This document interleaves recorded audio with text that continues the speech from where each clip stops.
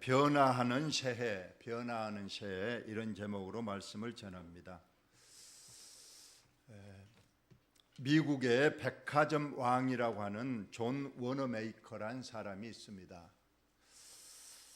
이 사람은 믿음도 좋았을 뿐만 아니라 또 기업가로서 성공하고 여러 가지 사회에 좋은 일을 많이 해서 지금도 그의 믿음과 또 그의 기업가의 정신이 많은 사람들에게 교훈을 주고 있어서 제가 이분을 잠깐 소개하겠습니다.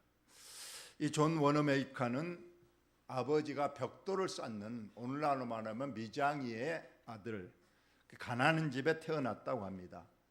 어머니가 믿음이 좋아서 어릴 때부터 이 존 워너메이커를 교회로 데리고 다니면서 믿음 신앙 훈련을 시켰다고 합니다.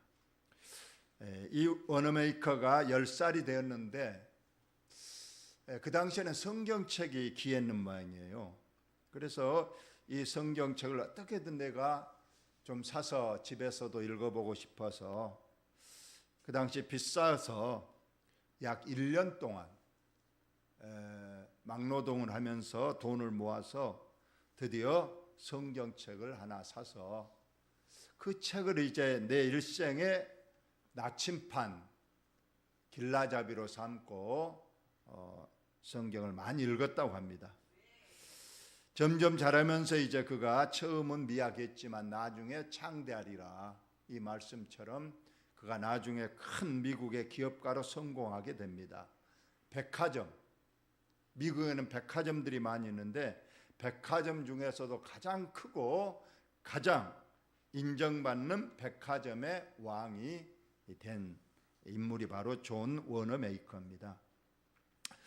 그는 기업가의 정신을, 성경의 정신을 따라서 전 직원을 가족처럼 여기고 절대로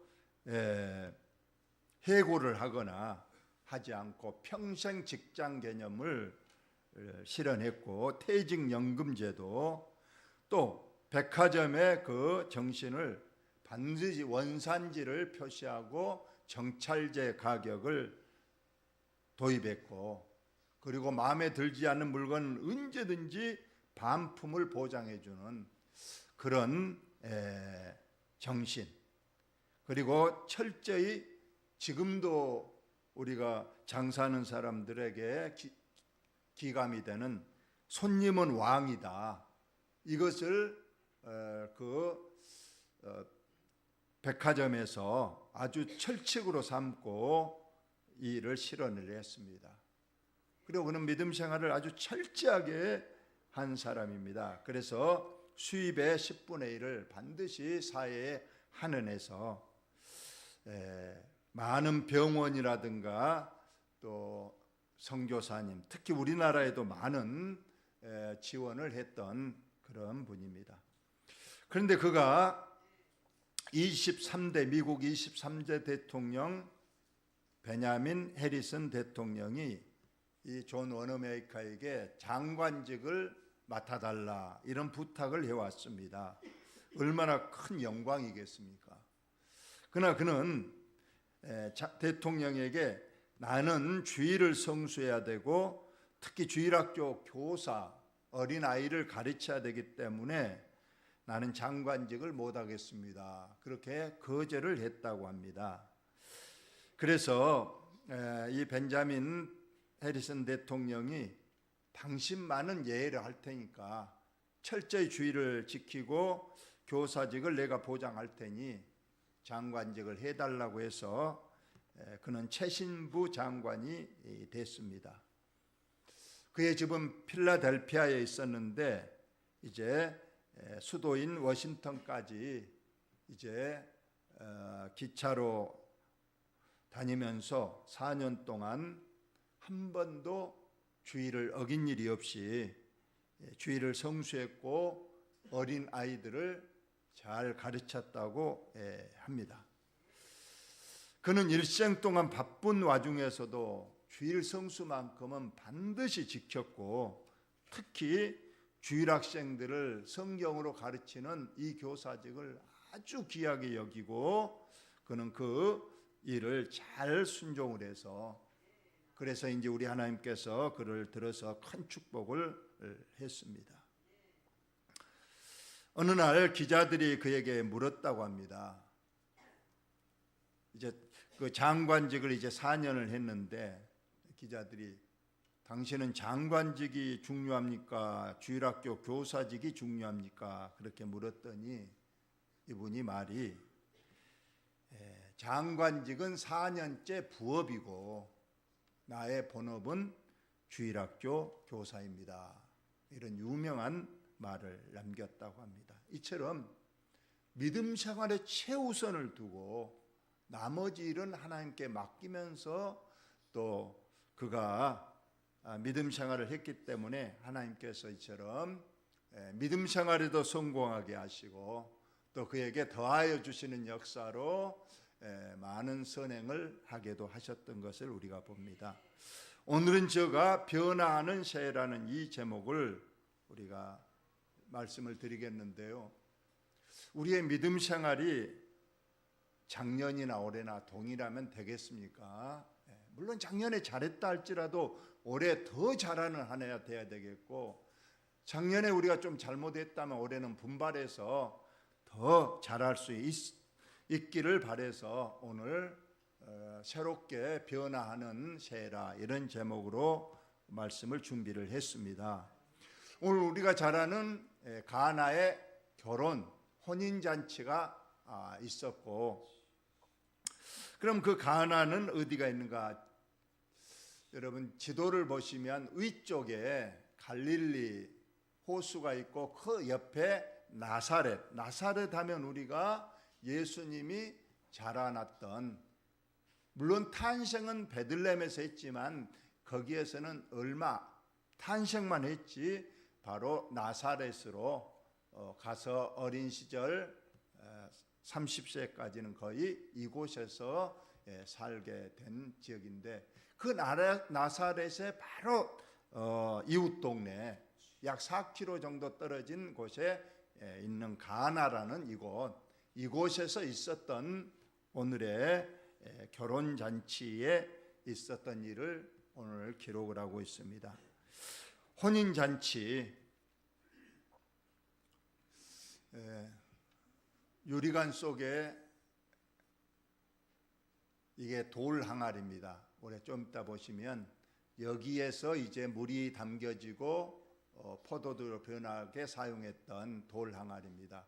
우리나라 보면 그 돌 절구통 같은 그런 것인데 그 당시에 있었던 것을 유적으로 발견해서 이렇게 가나 그 기적이 일어났던 그 장소에 교회가 세워지고 그 교회 지하에 이것이 지금 보관되어 있어서 저희들 성지순례 가서 받고 제가 찍어서 가져왔습니다.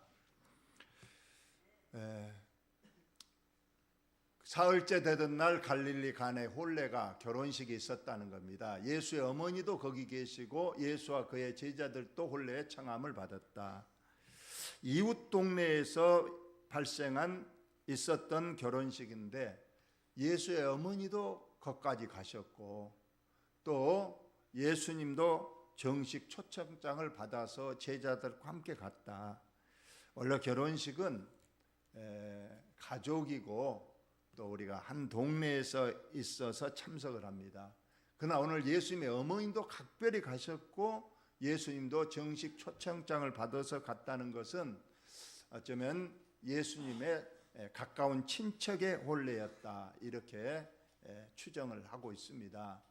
외경에 의하면 이 결혼식은 예수님의 어머니 마리아의 친여동생의 결혼식이었다고 성경이 아니고 외경에 그렇게 전해지고 있습니다.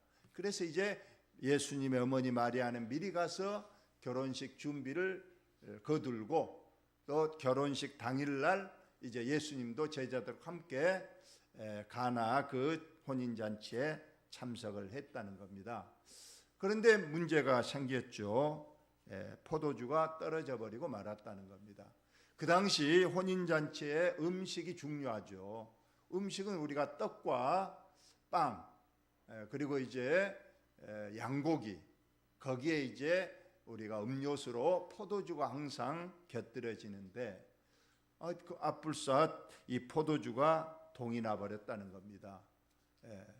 너무 많은 손님이 와서 그랬는지 처음부터 적게 준비했는지 모르겠지만 포도주가 혼인잔치 중간에 떨어져 버렸다는 거예요.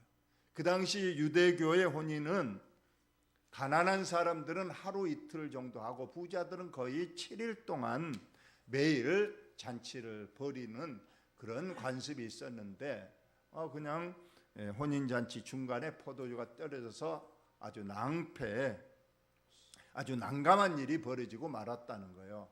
이걸 가장 먼저 한 사람이 예수님의 어머니 마리아가 알았습니다. 그런데 이 마리아는 다른 사람한테 말하지 않고 예수님께 왔다는 거예요. 예수님께 와서 상황을 설명합니다. 지금 잔치가 무르익고 있는데 갑자기 포도주가 떨어져 버렸다. 이걸 말하니까 예수님이 좀 난감하셨겠죠. 그런 일은 연회장이라든가 그 혼주 되시는 사람에게 알려서 어떻게 해결책을 봐야지 나에게 왜 왔느냐. 그러면서 예수님도 말을 합니다. 여자여 나와 무슨 상관이니까 내 때가 아직 이르지 아니하였나이다 하면서 좀 상당히 거절하는 이건 그 포도주 떨어진 것이 왜 나에게 와서 말합니까? 나와 상관없는 일, 그것은 촌주라든가 연회장이 책임져야 될 일이지 왜 내가 거기에 끼어들려고 나에게 이런 말을 합니까? 하면서 어머니에게 조금은 언짢은 그런 내용으로 지금 거절을 하고 있습니다. 그러자 그래도 그 마리아는 뭔가 지금 믿는 곳이 있었기 때문에 하인들을 부릅니다. 그 심부름 하는 하인들을 불러서 말합니다. 이따가 저 예수님이 너희들에게 무슨 말씀을 하시든지 너희에게 무슨 지시를 내리든지 절대 대꾸하지 말고 그대로 하라 이렇게 미리 당부를 해놓습니다. 이 말씀을 보면 어쩌면은 마리아는 하인들에게 예수님이 좀 우리가 받아들일 수 없는 그런 말씀, 그런 명령을 내릴 것을 미리 아셨는지 너희들이 나중에 너희들이 상식적으로 이해되지 않는 말을 하더라도 너희들 그대로 순종만 해라 이렇게 당부를 했다는 겁니다. 거기에 유대인의 정결 예식을 따라 두세 통 드는 돌 항아리 6이 놓았다. 아까 돌 항아리 보셨죠? 그것이 마당에 항상 부잣집은 많이 있고 가난한 집은 한두 개 있는 겁니다. 반드시 있어야 돼요. 왜냐하면 이것은 외부에 외출했다가 들어오면 발에 먼지가 많이 묻기 때문에 반드시 집 안에 들어가기 전에 거기서 물을 떠서 손발을 씻고 방 안에 들어가도록 하는 그런 돌 항아리가 6개 있고 거기에 물이 채워져 있다는 거예요. 근데 이제 손님들이 많이 왔기 때문에 이제 그 돌 항아리에 그 물은 다 떨어지고 지금 빈 돌 항아리들 6개가 지금 놓여 있는데 예수님께서 그들에게 이르시되 이제 하인들을 불러서 명령을 내립니다. 항아리에 물을 채워라. 조금만 채우지 말고 아기 그냥 넘치도록 가득가득 채워라. 이렇게 지금 예수님께서 하인들에게 말했어요. 당연히 하인들은 그대로 이제 채웠습니다. 그 다음이 문제죠. 이제는 이 물을 떠다가 저 안에 지금 연회장, 그 잔치를 총주관하는 지배인 그 연회장에게 이 물을 떠다가 줘라. 지금 연회장은 지금 난감해하고 있잖아요. 포도가 떨어져서 어떻게든 지금 포도주를 사러 보냈는지 그리고 이 잔치를 여기서 마감해야 되는지 고민하고 있는 그 연회장에게 이 맹물을 떠다 주라고 지금 예수님께서 하인들에게 명령을 합니다. 아마 아까 그 마리아의 부탁, 무슨 말을 하든지 그대로 순종하라, 그 말 안 했더라면 어쩌면은 아니 맹물을 지금 저기에 왜 갖다 줍니까? 저들에게 필요한 건 맹물이 아니고 더군다나 이 물은 마실 수 없는 그 손발을 씻는 허들의 물인데 이 물을 지금 저기에 갖다 주라는 게 말이 됩니까? 하고 거절했을 수도 있는데 아까 마리아가 무슨 말을 하든지 그대로 순종하라는 그런 당부가 있었기 때문에 이 하인들은 이제 그 허들의 물을, 손발을 씻는 그 물을 떠다가 연회장에게 갖다 줬습니다. 연회장은 딱 보니까 분명히 하인들은 떠갈 때는 허들의 물이었는데 연회장이 딱 받아든 그 물은 이미 물이 아니었어요. 이미 예수님께서 기적을 베풀어서 포도주가 가득 담겼어요. 그래서 먼저 연회장이 그 포도주를 맛보는 거예요. 맛보고 이제 그것을 이제 손님들에게 다시 나눠주려고 이제 먼저 맛을 봅니다. 맛보고는 깜짝 놀랐어요. 자, 포도주를 맛보고 어디서 났는지 알지 못하되 물도온 하인들은 알더라. 하인들은 알죠. 이거 맹물이었는데 어떻게 중간에 이렇게 포도주가 됐는가? 연회장이야 처음부터 하인들이 어디 가서 사온 포도주이거나 가져온 포도주로 가져온 줄 알고 뭐 별로 놀라지 않았겠지만 하인들이 놀란 거죠. 분명히 그 물인데 그것을 마신 연회장이 지금 감탄하는 거예요. 그리고 연회장이 이제 신랑을 불러 말합니다.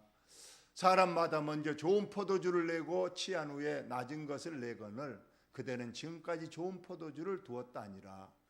일반적으로 그러죠. 먼저 좋은 포도주를 먼저 내서 기분 좋게 마시다가 나중에 술이 취하면 질 낮은 포도주를 내도 사람들이 뭐 취했기 때문에 잘 알지 못하니까 그렇게 해온 게 관례였는데 이 포도주를 맛보더니 너무 최고 좋은 양질의 포도주를 가져왔기 때문에 이거 이상하다.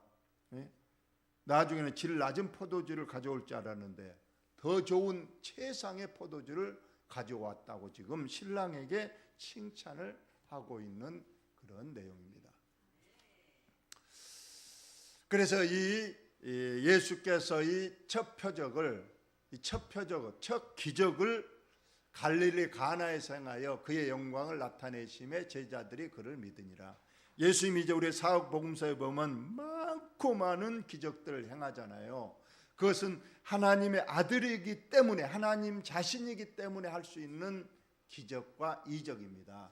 그 많고 많은 기적 이적을 중에서 맨 처음으로 행한 기적이 바로 이 갈릴리 가나에서 물을 포도주로 만든 기적을 나타냈으니 제자들이 그걸 보고 이분은 진정으로 어쩌면 이때까지는 긴가민가 두고 보자 했을 것인데 이 기적을 보고 이분은 진정한 메시아 예수 그리스도란 것을 믿게 되었다. 이렇게 오늘 본문이 나와 있습니다. 여러분 오늘 우리에게 주시는 이제 교훈을 몇 가지 말씀을 드립니다. 첫째, 이 잔치에서 가장 중요한 일, 포도주가 떨어져 버렸다는 거예요. 포도주가 떨어졌다. 이것은 바로 우리 인생에 항상 뭔가 떨어져서 부족한 상태를 말하고 있습니다. 그래서 우리 인생은 늘 부족하고 우리 이 세상도 늘 부족합니다. 그래서 늘 만족이 없고 늘 허전하다는 거예요. 뭔가 부족하기 때문에 그렇다는 겁니다. 저도 어제 결혼식을 다녀왔습니다. 요즘 결혼 시즌이라 그런지 엄청난 사람들이 결혼식장에 모여들었습니다. 그런데 결혼식은 딱 그 순서가 있기 때문에 딱 한 팀당 30분 준다. 30분. 빨리 30분 안에 빨리 마치고 자리를 비켜줘야 또 다른 팀이 또 와서 또 하고 또 30분 비켜줘야 하니까 아주 그냥 급하게 진행돼. 그래서 어떤 사람은 이 결혼식장 웨딩홀을 부부 만드는 공장이다. 30분마다 한 쌍의 부부를 찍어내고 만들어내는 공장과 같은 곳이다. 그래서 거기서 참 보니까 참 결혼식장에 그 신랑 신부들 보면 얼마나 행복합니까? 인생의 최고의 날이다. 그러나 이제 우리는 인생을 살아본 사람들은 보면서 웃으면서 어제 제가 그런 말을 했어요. 여러분, 결혼식 날이 행복 시작, 고생 끝 행복 시작이냐, 행복 끝 고생 시작이냐, 머리 맞겠어요?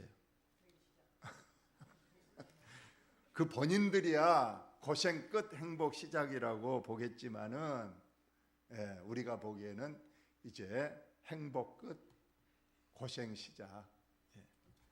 물론 그런 것을 느꼈습니다만 결혼 상황도 그렇다는 거예요. 오늘 잔치처럼 처음에는 흥이 있었지만은 떨어져 버리니까, 포도주 떨어져 보니까 전부 다 낙심하고 절망하고 기쁨이 없어져 버려. 결혼 생활도 처음은 좋겠지만 금방 또 우리가 새 집을 사고 새 차를 사고 새 옷을 사 입으면 처음은 좋지만 금방 또 그 처음의 기쁨이 사라지고 무덤덤해지는 것이 우리 인생이요 우리 이 세상인 것을 봅니다. 우리 인생도 청년까지야 좋습니다마는 청년 때를 넘어서면 이제 점점 기력도 떨어지고 지치고 아픈 곳 많아지고, 그래서 오늘 포도주가 떨어진 잔치처럼 다 지금 시리에 차 있고 기쁨도 사라지고 그저 그렇게 사는 모습들을 우리가 봅니다. 그런데 예수님께서 오늘 다시 한번 물로 포도주를 만들어서 다시 잔치에 새로운 기쁨을 불어넣고 새로운 활력을 불어넣고 잔치가 완전히 다시 더 이전보다 더 좋은 분위기로 만들었듯이 우리 주님이 왜 이 기적을 행했는가? 바로 우리 지금 절망에 쌓이고 이미 기쁨이 사라진 우리들에게 다시 한번 활력을 불어넣고 다시 한번 기쁨을 주어서 우리에게 새 소망을 주시려고 물을 포도주로 변하는 기적을 여러분 만드신 줄 여러분 믿으시기 바랍니다. 두 번째로 우리가 보면 이 포도주가 떨어진 잔치의 문제를 어떻게 해결할 것인가? 이것은 예수님만이 하실 수 있다는 것을 마리아가 알았어요. 그래서 마리아는 다른 사람의 말하지 않고 이 문제를 해결할 분은 예수님이라고 예수님에게만 가서 문제를 말씀했던 것을 봅니다. 여러분, 우리 인생에서 모든 크고 작은 일이 있거든 절대로 먼저 예수님께 가서 문제를 아뢰시기를 예수님의 이름을 축원합니다. 예수님만이 문제를 해결할 수 있습니다. 우리는 아프면 병원 가면 된다. 어디 뭐 하려면 돈이면 된다. 이게 아니에요. 여러분, 가장 먼저 예수님 앞에 무릎 꿇고 예수님, 저에게 이런 문제가 발생했습니다. 예수님 해결해 주세요. 여러분, 예수님께 아뢰고 예수님께서 이 문제를 해결할 수 있도록 기회를 먼저 드리고 기도하시는 저와 여러분이 꼭 되시기를 예수님의 이름으로 축원을 드립니다. 그러나 예수님께서는 바로 해결해 주지 않습니다. 그래요? 그러면 내가 포도주 기적 베풀어서 해줄게요. 그러지 않았잖아요. 처음은 예수님도 거절하셨어요. 나와 무슨 상관이 있습니까? 내 때가 안 됐습니다. 이것은 바로 믿음의 시험을 하신 것이라 저와 여러분이 꼭 생각을 하세요. 우리가 예수님께서는 항상 보면 먼저 바로 해결해 주는 경우도 있지만은 때로는 우리의 믿음을 시험해 보시고 또 그러한 기적을 받을 만한 환경이 되는가를 먼저 보시고 나중에 해결해 주시니까 절대 실망하지 말고 우리는 끝까지 7번 씻으라 그랬으면 어찌해야 돼요? 서너 번 안 돼요. 6번까지는 안 되는 거예요. 끝까지 7번 씻으면 그때 가서 해결이 되는 것을 여러분 꼭 믿으시기 바랍니다. 그 다음에 우리가 마리아가 말했잖아요. 하인들에게 예수님이 무슨 말씀을 하시든지 그대로 하라. 여러분, 예수님이 명령하신 것은 절대로 이유되지 마시고 그대로 순종만 하시면은 반드시 축복이 일어난 줄로 여러분 믿으시기 바랍니다.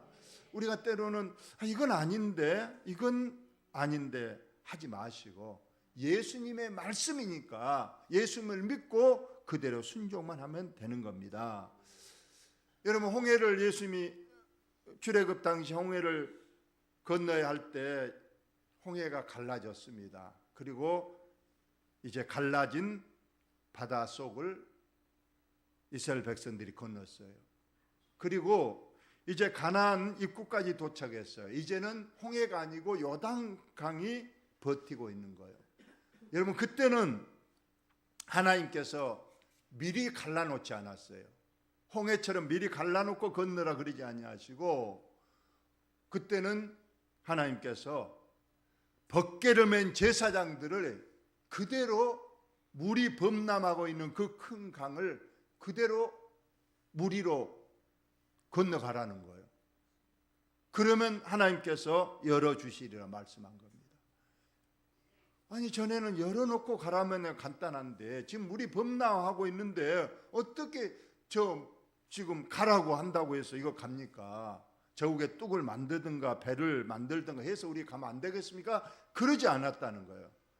불가능한 상황 속에서도 무슨 말씀을 하신지 하나님께서 그대로 하라 하면 그 말씀대로 순종하면 되기 때문에 그 벗개를 맨 제사장의 발이 요단강의 첫 발을 내딛는 순간에 쫙 갈라져서 그 가운데로 행한 줄 여러분 믿으시기 바랍니다.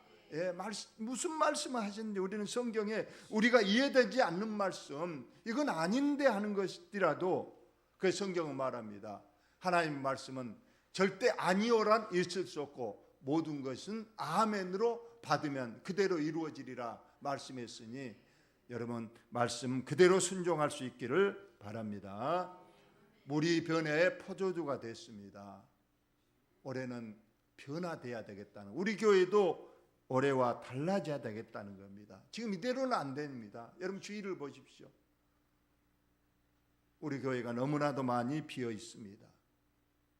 작년에 새 식구를 한 명도 없지만 못 맞았었어요. 이건 아니라는 거예요.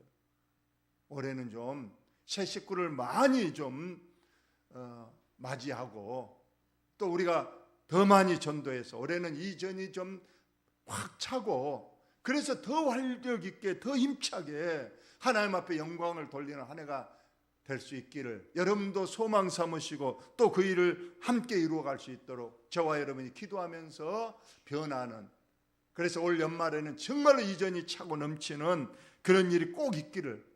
지금 마음속에 의심이 일어납니까? 그러지 마시고 하나님 말씀이 이니 그대로 이루어지리라 믿고 우리 기대하면서 올 한 해를 변하는 한 해로 꼭 삼으시기를 예수님의 이름으로 축원합니다. 우리의 인격도 이대로 안 됩니다. 너무 우리는 마음속에 너무나도 마음이 고집, 포악, 또 불필요한 자존심, 교만으로 가득 차 있는 거예요. 이제 우리 올해는 좀 우리 자신의 인격도 성격도 달라져야 되겠답니다. 맹탕인 물 같은 우리 인생에서 안 돼요. 올해는 포도주와 같이 포도주 마신 사람들 보면 정말 기쁨이 있고 흥에 겨우고 힘이 나고 활력이 넘치는 것처럼 내 안에 있는 그 부정적인 모든 요소들을 올해는 다 소멸시키시고 우리 포도주와 같이 힘 있는 활력 있는 기쁨과 감사가 넘치는 내 새 사람으로 거듭날 수 있는 올 한 해가 꼭 되시기를 예수님의 이름으로 축원을 드립니다. 어떤 교회 열심히 집사님으로 다니다가 교회를 그만두고 나간 사람이 어느 날 교회 잘 다니는 집사님을 길에서 만나서 말하는 거예요. 저는 교회를 잘 다녔다가 그만뒀어요. 그 분이 그 집사님에게 지금도 목사님 물로 포도주 만든다는 설교 지금도 하시나요? 하면서 막 비웃고 말하는 거예요. 그래서 이 집사님이 그렇게 말했다는 겁니다. 당연하지. 그러면서 그 우리 마을 입구에 사는 박씨 아저씨 알지? 그랬더니 그 사람이 그 알코올 술 주정뱅이고 맨날 마음으로 들고 패고 그래서 지금도 그 거렁뱅이로 사는 그 박씨 말한가 그랬더니 맞네. 그 사람이 교회에 나와서 예수 믿더니 술 딱 끊고 완전히 사람이 달라져가지고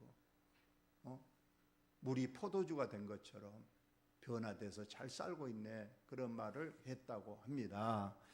올해는 정말로 맹탕물 같은 우리 의미 없는 인생에서 포도주처럼 우리가 기쁨과 활력이 넘치는 그런 한 해로 꼭 사시고 누가 보더라도 올해는 뭔가 달라졌다.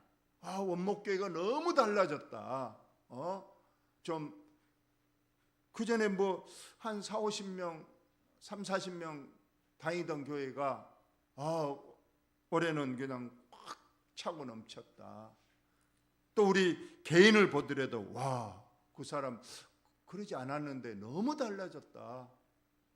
좋은 쪽으로 이렇게 확 달라졌다. 이렇게 말을 듣는 우리 교회도 달라지고 변화되고 저와 여러분의 개인도 달라지고 변화되는 물이 포도주가 되는 그런 기적이 꼭 일어나기를 예수님의 이름으로 축원을 드립니다. 아버지 하나님 감사를 드립니다.